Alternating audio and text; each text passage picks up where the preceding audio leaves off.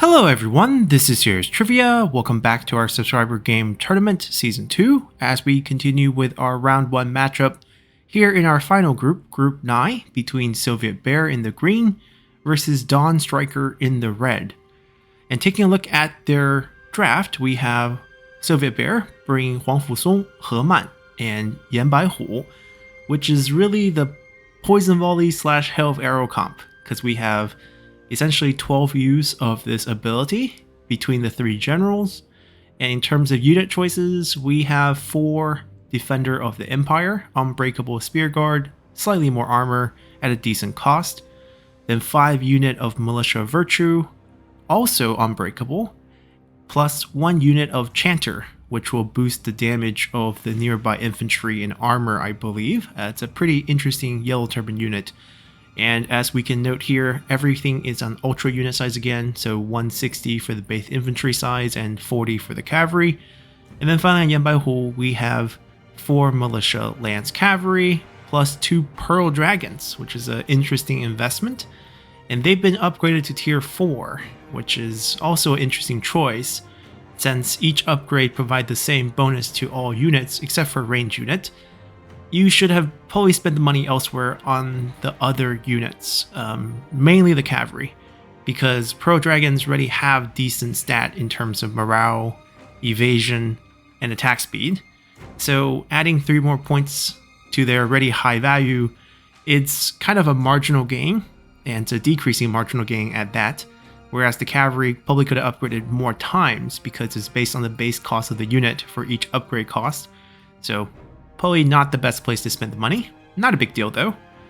Then looking at Dawnstriker in the red, we have Sun Ce, Huang Fusong, and Lu Zhi. So a lot of Defender of Empires. I think he's really in love with the unit, which is why Huang Fusong and Lu Zhi are picked, as they're the only generals with access to the unit. There's also 2 crossbow unit, which is a decent choice. It's also the only unit that got rank ups. Also a great choice, as the range units get everything melee units get, plus a bit of range firing rate increase when they are upgraded. Then Sun Ce has a wide variety of cavalry.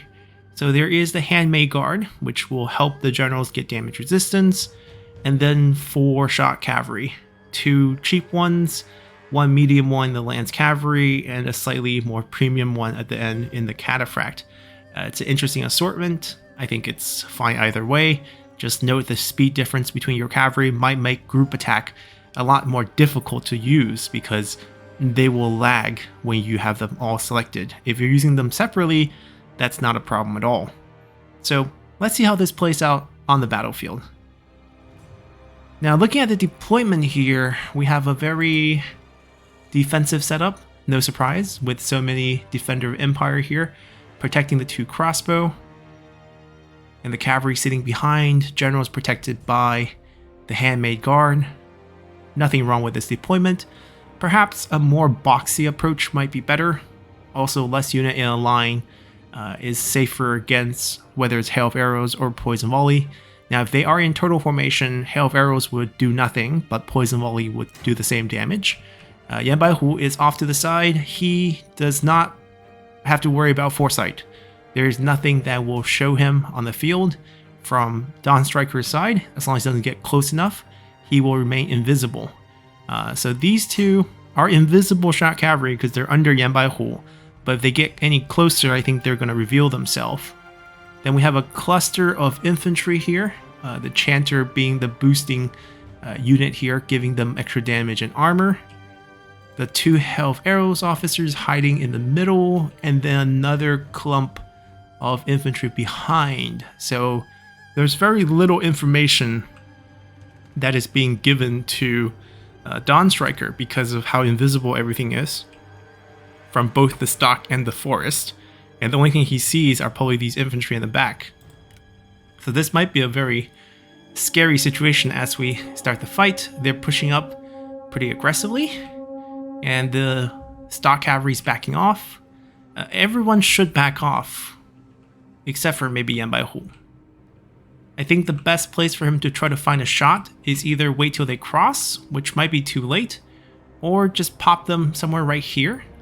And then once more, once they're in the river, you don't really want to shoot them when they're near the trees. But I'm also curious to see how aggressive this forward positioning is, because at a certain point, he's gonna, start wanting to see where all the units are. And so far, still no info, because these units have not moved out of their forest positions.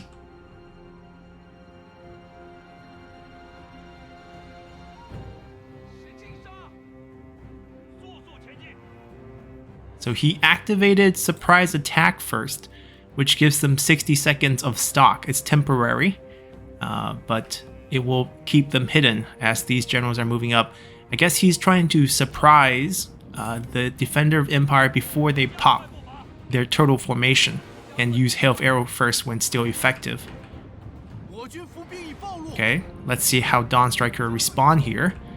The generals are being sent. Now, Luzhi has Stifling Deluge, so if you're going to use something like Hail of Arrows, they need to be selected directly onto the generals. That is actually pretty smart. But now the abilities are probably not going to be used. They're getting roared. And that's an effective roar, because both of them are not unbreakable here. So despite the damage he passed on Luzhi, if they continue chase here, especially if they can get He Man down to breaking.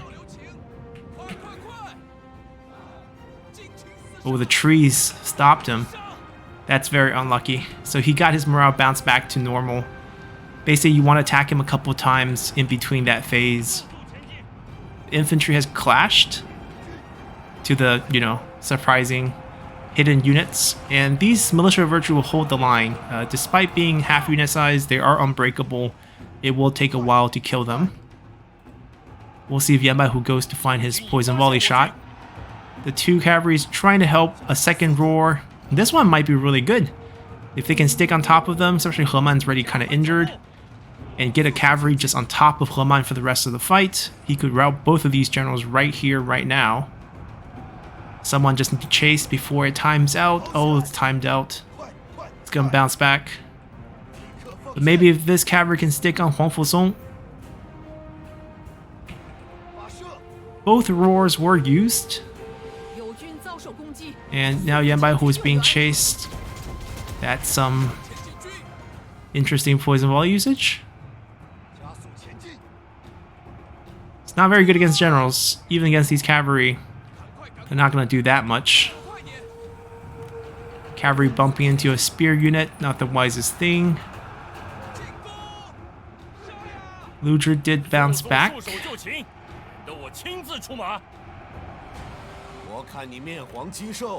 The thing is, these spear units were not braced. They were still moving when they get the drag through, or else these would probably just have killed themselves. Alright, now the roars is not something they have to worry about. Sun Tzu is still useful because he still has Flame of the Phoenix. I'm just curious why Yanbai Hu have not made any advances against these infantry. They're so, clustered up right here. Look how dense it is. One poison volley could get 1, 2, 3, 4, 5, 6, 7, 8 units. It's tremendous value, and the generals are super distracted. So this is a huge missed opportunity here. We got another Hail of Arrow used on general at a very, very, very long distance. So I'm not sure about that either. Given how clumped the situation is, it's probably better over here. These infantry are not being used. The fact that the infantry were kind of spread out in the beginning, I'm a little confused why, right? You're kind of just reducing your army by giving the enemy 2 separate fights.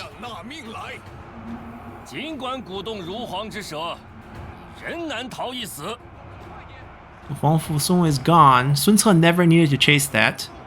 Now he has a hard time coming back to rejoin the fight. A cavalry would have done the same exact thing. Luzhi is back to try to provide, maybe turn the tide if something routes. The cavalry is the only thing that Poli will route, because these are unbreakable unit, so that ability is probably not going to activate unless they get one of the cavalries to route. That should be their main focus. The handmade guard should not be used in combat like this. Here comes that poison volley. Is he going for generals with poison volley?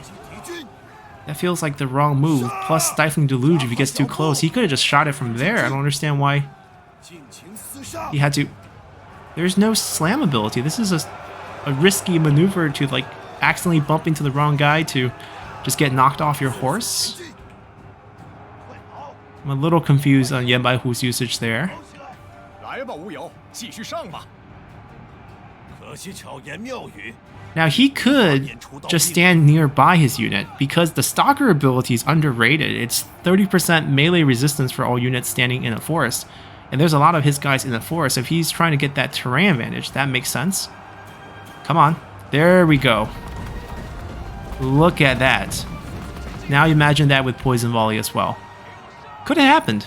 He's giving them the stalker for the bonus. So even though surprise attack doesn't give them, I mean, the stock is still given, but it's not going to be working because you have an enemy right in your face. But you at least get the damage bonus, 25%. And you cause fear. But it's not going to matter because all these infantry are also unbreakable. Sun Tzu's coming back to rejoin the fight. I don't understand why these units don't go there and fight. Yeah, in the forest it's hard to use hail arrows. It's just going to get blocked by a lot of trees. Shoot these. Aim at this one, or maybe aim at this one.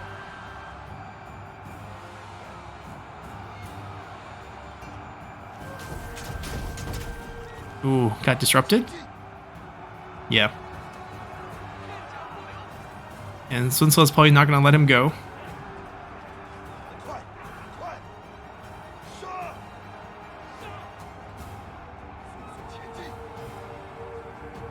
Yeah, I'm not so sure about this two separate fight idea here. Like, it's not entirely bad, but like the chanter is wasted. They could be flanking right now, because this is a slow slug of two unbreakable units fighting each other.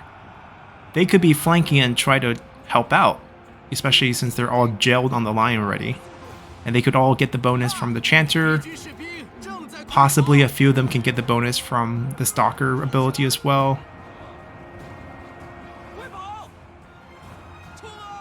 Yeah, the vanguard on Sun Tzu is definitely struggling. Sun Tzu shouldn't be trying to fight these generals. He should just be slamming Militia Virtue. But he's already taken a good chunk, and now it's going to be hard to see him not rout off the battlefield if he just takes a little bit more damage.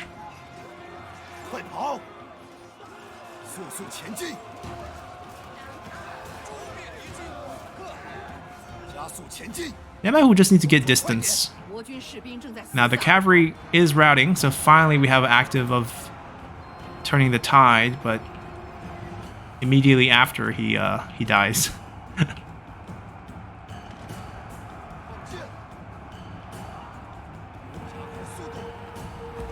Yeah, it's microing Heman, so Yamahu didn't get to pull distance.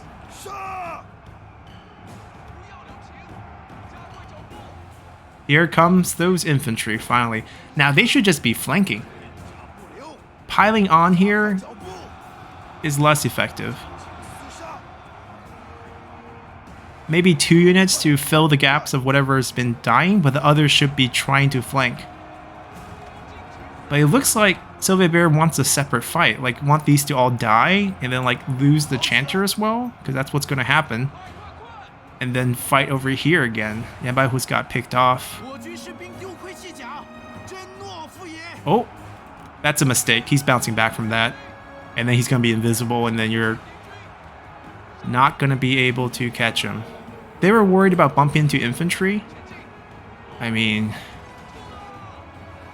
they weren't braced. I think you should just have followed. Because now he's worth, you know, 2 more hail of arrows or poison volleys. And they're advancing against the generals, getting dragged. I've got one little flank going on here, if you want to even call this a flank. It's just a blob right now still. And Yamahu's coming back. I mean, Yamahu's probably going to do well just sitting right here and give everyone the stalker bonus, which is 30%, you know, melee evasion. Very good in this situation. Trying to have arrows is very risky. Because last time it's been happening, they just run at you and then you just get routed. Hasn't learned. Because he can sit here and be invisible and give all the bonus. He's just gone now. I think it's too many times. He's not surviving that one. I mean, even if they don't chase, when you get routed off multiple times, you're not bouncing back. Yep, he's gone. I mean, given how invisible he was for this entire match, I think Yamahu was used extremely poorly here. There was one attempt that was kind of ruined because of poor spacing. You can shoot it from pretty far away. You don't actually care about direct contact damage. You just want to spread it to as many things as you want. So if you want to shoot this 5 unit, just shoot it from here. So there's no risk of them actually running into you. Now, Hema doesn't have much damage, but he might not need much damage because Sun Ce is already really low, and he's probably going to rat off from damage just by hitting him a couple more times. He's losing health against the Pearl Dragons. This cavalry probably can't help very much, so it's fine. Maybe a little chase down of the crossbow unit's fine. This is, I hope this is a flank attempt, because that's probably the best use of this unit. And you can see these units are also not used well. They're all clumped together. This was like a group attack. So they're all trying to fight like one unit. And the majority of them are actually just not fighting. And you're actually giving the opponent a really good, position to hit your front line slowly and try to kill them. Sun Ce should not be fighting here. Like, he has the only ability that can turn this fight against the infantry in Flame of the Phoenix. Each smash against any of these clusters of unbreakable unit is going to be worth so much more than trying to bring down General. And plus, Huang Fusong can be doing that. He doesn't need to be here for this. Like, any amount of health he loses makes it more difficult for him to do the job of killing the infantry. Huang Fusong's already useless. I assume he shot all his hail of arrows already. I mean, even if he didn't, it's hard to kill everyone with that because you only have so many left. Just have Huang Fusong chase him. Sun Ce goes back, starts smashing. Crossbow gets back, starts shooting.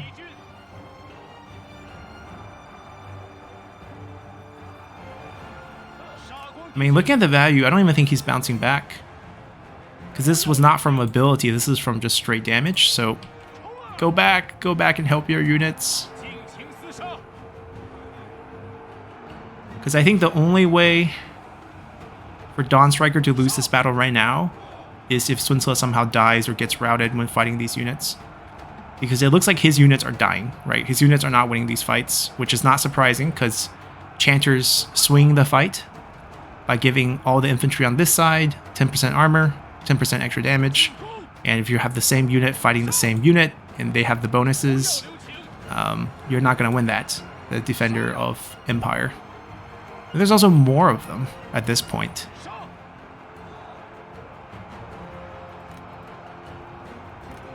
I don't think the Pearl Dragon should have even chased this. I mean, certainly there was the threat of this coming back, but I think it was just not being microed for a long time. And Sun Ce's job is not like this. I think he lost too much health. Slam?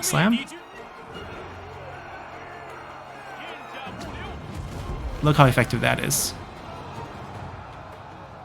Wait for cooldowns. Don't charge in right now. Yeah, it might be just too much damage. Wait, no! He doesn't have the cooldown. Why take the damage when you can't slam?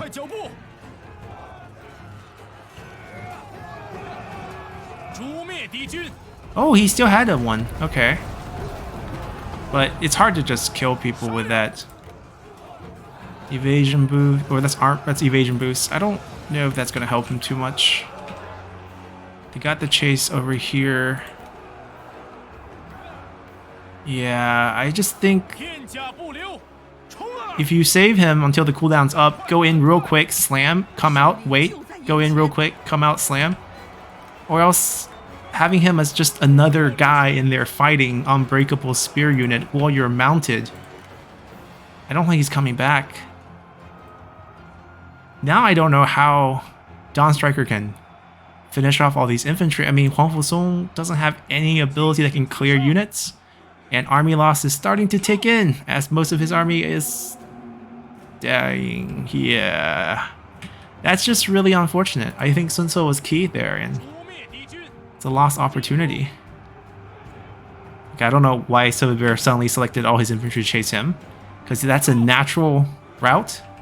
Doesn't need to sustain any damage. He's just dragging units across the fight, which is having him lose units. I mean, it's not going to matter in the grand scheme of things. He just have so many more units at this point.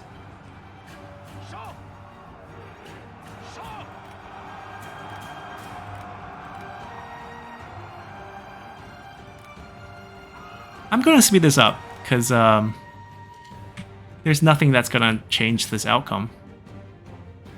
We just have a infantry slogfest here.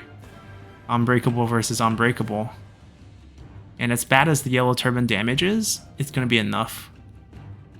Like, they're 50 base, so against something that's close to 50% armor, or slightly higher, it's only going to be about 24 plus 3, about 27 damage each. But if you look at Defender Empire units, it's only about 36, give or take, depending on how much of the base damage you want to get rid of, depending on the armor that you're fighting. So it's not very high either. And they will slowly all get killed. Yeah, I think the battle came down... I mean, there were misplays on both sides. I think SovietBear should have won a lot easier if he just used Yanbaihu early on for the poison volley. And then when the enemy generals were, hunting him, that's when you don't show up. But he, got chased down in a couple of different attempts. So these units never really got bothered by a poison volley. That probably would have swung the fight. And then when Yanbaihu was getting hunted, he just had to sit here and be invisible and just give them 30% melee evasion. There was nothing that, in this fighting this forest, there's no fire on any side. So they could just sit here in the forest and get all that bonus for free. But he didn't go that route. He went to try to do another poison volley, got chased down immediately, and got wiped. Sun Ce was also extremely poorly used by Dawnstriker. The early roars were great because those two generals were both not unbreakable. So no surprise seeing them getting routed off after 2 roars, and they were able to chase down He Man off of that. But Sun Ce didn't need to do the chase. The cheap cavalry unit, that's the only reason you got them, is to chase down generals in that situation. Sun Ce should have stayed, kept his health up, and just keep slamming the infantry groups. Because there's also nothing that stops him from doing that from the SovietBear side, as none of the generals were really good general killers, aside from using hail of arrows, and there was also no Stifling Deluge to change any of that. So those Militia of Virtue should have just been crushed early on with a couple of Flame the Phoenix, even before the second group of infantry showed up. The fact that they never joined the fight early on is also very strange. And when they joined, they just basically piled up. There was a couple flank attempts, but it wasn't really any real flanking attempt. It was still just 2 massive units fighting each other straight on. And that kind of was our match. The morale at the end for the generals did it. Sun Ce took too much damage in his fights. He didn't need to actually fight Huang Fusong in that case. I think it could just been like a Huang Fusong versus Huang Fusong plus cavalry fight. And Sun Ce could have just been busy killing unit. If you have a general who has Flame the Phoenix, or Lu Bu, for example, they're much better at killing units than they are killing generals. Not saying they're bad at killing generals, but vanguards have low health. Unless you're unbreakable like Lu Bu, where it doesn't matter if you come out of the fight with 7k, you can still utilize him with that last 7k of health. With someone like Sun Ce, once you drop to I mean, in this case, it's ultra unit size, so the health is not even 25k, but let's just use the large unit size because I'm more familiar with it. But essentially, after you dip below like 15k, you're starting to waver most of the time. And if you're getting into fights and then the system think you're getting flanked, you get a minus morale, and then you start actually routing a couple times like that, you're just out of the game. So that's essentially what happened. And once Sun Ce was gone, Huang Fusong was looking at his entire army. Despite being almost full health, he's like, I'm the only guy who's not unbreakable. And those guys who are unbreakable have suffered tremendous losses. So my army loss is kicking in, and I'm just, saying goodbye to the battle. But even if he stayed, what's he going to do? He used up all his health arrow already. He can give his unit, 50% evasion from time to time, but he's just going there with his swords against, 400 or 500 unbreakable infantry. He's going to lose that eventually as well. So let's take a look at the actual casualties here. Yeah, there were definitely missed opportunities on both sides. Not really getting full value from all of the hail of arrows and poison volleys was a bit unfortunate. We have inflated numbers due to the ultra unit size on the infantry, but bringing that little chanter to help his units to differentiate them from the enemy unit. Fighting in that forest, but not really taking full advantage of the Stalker passive was a bit unfortunate. Cavalry, tremendous value from how he used them, chasing down some of the infantry. I think one of the first crossbow that routed was chased down, which is why this unit got so many kills. We also have this unit chasing down the other crossbowmen later on. This one who chased generals, although 0 kills, was ultimately what sent Sun Ce out of the battle. So this was tremendous value as well. The rest of the fight, just unbreakable infantry versus unbreakable infantry, and nothing really to see there. There was no really great target for the cavalry except for the enemy cavalry, but you can't see them until they pop out due to the stock attribute given by Yan Baihu, which made it a little bit difficult for them to function in this battle. But overall, a good fight, and SovietBear moves on to round 2. This was quite a long match, so I would imagine him not getting side selection, but who knows, we'll see in the next matchup. So until then, bye!